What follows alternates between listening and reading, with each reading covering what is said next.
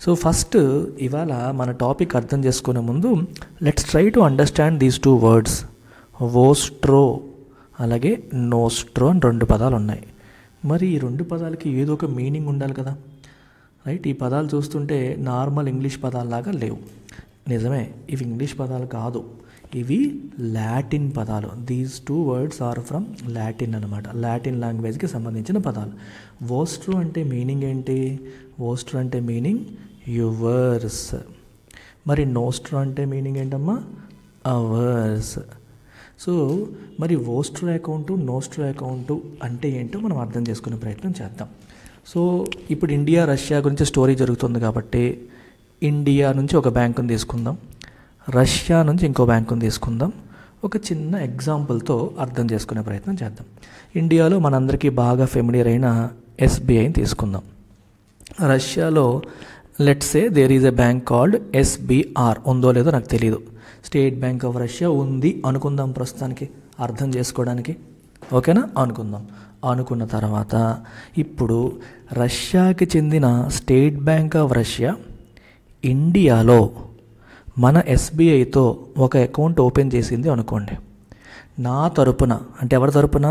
State bank of Russia తరపున మీరు ఒక అకౌంట్ని మెయింటైన్ చెయ్యండి అని state bank of Russia state bank of ఇండియాని రిక్వెస్ట్ చేసింది అనుకుందాం. దానికి మన ఆర్బీఐ పర్మిషన్ ఇచ్చింది అనుకుందాం. ఓకేనా? ఇప్పుడు ఎస్బీఐ ఒక అకౌంట్ ఓపెన్ చేసింది. ఎవరి కోసం ఓపెన్ చేసింది? స్టేట్ బ్యాంక్ ఆఫ్ రష్యా కోసం ఓపెన్ చేసింది. ఎక్కడ ఓపెన్ చేసింది? ఇండియాలో ఓపెన్ చేసింది. ఇండియాలో ఓపెన్ చేసింది అంటే అర్థం ఏంటి? దీంట్లో ఏ కరెన్సీ ఉంటుంది? రూపీస్ ఉంటాయి, అంతే కదా. State bank of Russia currency ఏంటి? రూపీ కాదు, రష్యన్ కరెన్సీ రూబుల్. వాళ్ళ కరెన్సీ ఏమో సో వాళ్ళ కరెన్సీ ఏంటమ్మా? రూబుల్ కదా. సో వాళ్ళ కరెన్సీ రూబుల్, కానీ వాళ్ళు మన ఎస్బీఐని రిక్వెస్ట్ చేసి ఇక్కడ ఒక అకౌంట్ని ఓపెన్ చేశారు. స్టేట్ బ్యాంక్ ఆఫ్ రష్యా వాళ్ళు ఓపెన్ చేయలేరు, వాళ్ళకి ఇండియాలో బ్రాంచ్ లేదు కాబట్టి మన ఇండియన్ బ్యాంక్ అయిన ఎస్బీఐని రిక్వెస్ట్ చేశారు, మీరే ఒక అకౌంట్ని ఓపెన్ చేయండి, మెయింటైన్ అవర్ ఫండ్స్ అని చెప్పేసి ఇప్పుడు రష్యన్ బ్యాంక్ అయిన ఎస్బీఐని రిక్వెస్ట్ చేసింది. దానికి ఆర్బీఐ పర్మిషన్ ఇచ్చింది అనుకుందాం. ఇప్పుడు మన ఎస్బీఐ పాయింట్ ఆఫ్ వ్యూలో జాగ్రత్తగా వినండి. ఎస్బీఐ పాయింట్ ఆఫ్ వ్యూలో అంటే వాళ్ళ పర్స్పెక్టివ్లో ఈ పర్టికులర్ అకౌంట్ని ఏమంటారో తెలుసా? It is called vostro account. ఎందుకు వోస్ట్రో అకౌంట్ అంటారు? మీరు ఈ పాటికి చెప్పేయచ్చు. వోస్ట్రో మీనింగ్ ఏంటి? Yours, which means your money with us.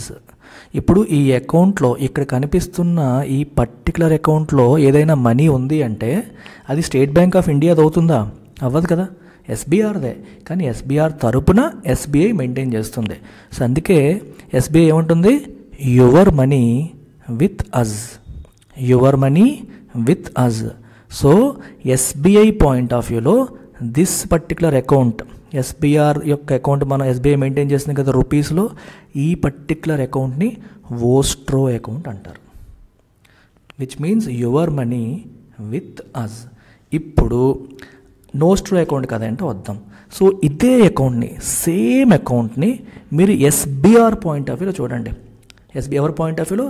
Russian bank అయిన ఎస్బీఆర్ పాయింట్ ఆఫ్ వ్యూలో ఇదే అకౌంట్ని ఎస్బీఆర్ పాయింట్ ఆఫ్ వ్యూలో మీరు గమనించినప్పుడు మీకు నోస్ట్రో అనే పదం తడుతుంది. ఎందుకు తడుతుంది మీరు ఒకసారి ఆలోచిస్తే మీకు అర్థమైపోతుంది. సేమ్ అకౌంట్, నేను అకౌంట్ మార్చట్లా, ఇదే account when you are looking from Russian bank it is referred to as nostro. ఎందుకని? రష్యా వాళ్ళు ఏమనుకుంటారు? అవర్ మనీ, మా డబ్బు, అవర్ మనీ విత్ యూ, అంతే కదా. రష్యన్ బ్యాంక్ యొక్క డబ్బు అది ఎవరి దగ్గర ఉంది? ఎస్బీఐ దగ్గర ఉంది. సో ఒకటే అకౌంట్, అది ఎస్బీఐ పాయింట్ ఆఫ్ వ్యూలో your money with us. So vostro account అయింది. ఈ అకౌంట్ని ఎస్బీఐ వాడు వోస్ట్రో అకౌంట్ అని రాసుకుంటాడు. అదే అకౌంట్ని రష్యన్ బ్యాంక్ నోస్ట్రో అకౌంట్ అంటుంది. అర్థమైందా? ఇంతే కదా. వోస్ట్రోకి డిఫరెన్స్ ఇంతే. అయితే మరి ఒక ఎగ్జాంపుల్ తీసుకుంటే మీకు ఇంకా బాగా అర్థమవుతుంది. సమస్య ఏంటి? రూపీ ట్రేడ్, దాని గురించి కూడా మాట్లాడారు కదా. సో ఆర్బీఐ ఇదంతా ఎందుకు చేస్తుందంటే to facilitate trade in rupee. To facilitate trade in rupee. అంటే అర్థం ఏమిటి? మామూలుగా మనం రష్యాతో ఇంటరాక్షన్ చేసినప్పుడు రష్యా వాళ్ళతో మన ఎక్స్పోర్టర్స్ లేదా మన ఇంపోర్టర్స్ డీల్ చేసినప్పుడు, అంటే రష్యా నుంచి మనం ఏదైనా ఇంపోర్ట్ చేసుకున్నప్పుడు లేదా రష్యాకి ఏదైనా ఎక్స్పోర్ట్ చేసేటప్పుడు మనం ఏ కరెన్సీలో డీల్ చేస్తాము? వాళ్ళది రూబులు, మంది రూపీ. కానీ జనరల్గా ప్రపంచంలో అన్ని దేశాలు కూడా డాలర్లో డీల్ చేస్తాయి. సో మన రూపీని డాలర్ కింద మార్చి వాళ్ళకి డాలర్స్ ఇస్తే వాళ్ళు డాలర్ని రూబుల్ కింద మార్చుకుంటారు. డాలర్ అంత పవర్ఫుల్ కరెన్సీ అయిపోయింది. ఇప్పుడు ఏమవుతుందంటే రష్యా మీద యూరోపియన్ కంట్రీస్, యుఎస్ శాంక్షన్స్ విధిస్తున్నాయి. రష్యాతో రష్యన్ రూబీని ఫారెన్ ఎక్స్చేంజ్లో యాక్సెప్ట్ చేయకుండా కొన్ని ఇబ్బందులు పెట్టడం అనేది జరుగుతుంది. వాళ్ళకి కొన్ని ఆంక్షలు విధించడం వల్ల ఇండియా, రష్యా ఒక ప్లాన్ వేసుకున్నాయి అన్నమాట. ఏంటది? Let's do the trade in rupee directly. రూపీలో చేద్దాం, అంటే మధ్యలో డాలర్ అనే దాన్ని తీసుకురాకుండా రూపీలో డైరెక్ట్గా ట్రేడ్ చేసుకుందామని చెప్పి అనుకుంటున్నాయి అన్నమాట. సో దానికోసం ఈ వోస్ట్రో అకౌంట్స్ ఓపెన్ చేయడం అనేది జరిగింది. సో ఇప్పుడు ఎలా జరుగుతుంది? ఒక చిన్న ఎగ్జాంపుల్ చూద్దాం. ఒక ఎక్స్పోర్టర్, ఇండియా పాయింట్ ఆఫ్ వ్యూలో మీకు చెప్తాను, మన దేశం పాయింట్ ఆఫ్ వ్యూలో అర్థమైతే మీకు ఈజీగా అర్థమవుతుంది. ఇండియా నుంచి లెట్స్ అజ్యూమ్ ఒక ఇంపోర్టర్ ఉన్నాడు. ఇండియా నుంచి ఒక ఇంపోర్టర్ ఉన్నాడు. సో ఈ importer let's assume 10 lakh worth goods Russia నుంచి ఇంపోర్ట్ చేసుకున్నాడు అనుకుందాం. So 10 lakh worth goods Russia నుంచి ఇండియాకి ఈ ఇంపోర్టర్ ఇంపోర్ట్ చేసుకున్నాడు. మరి ఇంపోర్ట్ చేసుకున్నప్పుడు ఇంపోర్టర్ ఏం చేయాలమ్మా? పేమెంట్ చేయాలి. ఎంత చేయాలి? 10 లక్షల రూపాయలు చేయాలి. సో ఈ 10 లక్షల పేమెంట్ ఎక్కడికి వెళ్తుందో తెలుసా? It goes to this particular nostro account. ఇందాక మనం రాసుకున్న నోస్ట్రో అకౌంట్ ఉంది కదా, ఆ అకౌంట్లోకి వెళ్తుంది. సో ఈ మనీ ఎవరిది? రష్యన్ బ్యాంక్ది, అంటే రష్యన్ క్లయింట్ యొక్క రష్యన్ బ్యాంక్ది. కానీ మనం వాళ్ళకి పంపించట్లేదు. అర్థమవుతుందా? మనం రష్యన్ బ్యాంక్కి మనీని పంపించకుండా రూపీస్లోనే ఇండియాలోనే వాళ్ళు మెయింటైన్ చేస్తున్న ఈ మన ఎస్బీఐ దగ్గర మెయింటైన్ చేస్తున్న ఈ అకౌంట్లో పెట్టేస్తున్నాం. ఎస్బీఐ మీకు ఎగ్జాంపుల్కి ఇచ్చాను. In reality UCO bank, IndusInd బ్యాంక్కి ఆప్షన్ ఇచ్చింది ఆర్బీఐ ప్రస్తుతానికి. అర్థమైందా? సో ఈ 10 లక్షలు కూడా ఈ నోస్ట్రో అకౌంట్లోకి వస్తాయి. నోస్ట్రో అకౌంట్ ఇప్పుడు మనకి 10 lakh రూపీస్ ఉన్నాయి అని అర్థం. సో ఈ ట్రాన్సాక్షన్ అయిపోయింది. లెట్స్ అజ్యూమ్ ఎనదర్ ట్రాన్సాక్షన్ జరిగింది. ఒక ఎక్స్పోర్టర్ ఉన్నారు, భారతదేశానికి చెందిన exporter. Let's assume 5 lakh worth goods, 5 లక్షల వర్త్ గుడ్స్ని రష్యాకి ఎక్స్పోర్ట్ చేశారు. సో ఇండియా నుంచి రష్యాకి ఎక్స్పోర్ట్ అయింది. మరి దీనికి పేమెంట్ ఎవరు ఇవ్వాలి? రష్యన్ కస్టమర్ ఇవ్వాలి. రష్యన్ కస్టమర్ ఇవ్వాలి. ఓకేనా? సో ఆ రష్యన్ కస్టమర్ మనకి 5 లక్షల రూపాయలు ఇవ్వాలి. రష్యన్ కస్టమర్ ఏం చేస్తాడంటే తన దగ్గర ఉన్న నోస్ట్రో అకౌంట్లో, అంటే ఇండియాలోనే మెయింటైన్ అవుతున్న నోస్ట్రో అకౌంట్లో ఆల్రెడీ 10 లక్షలు ఉంది కదా, దాంట్లోంచి ఇచ్చేస్తాడనమాట. అర్థమైందా?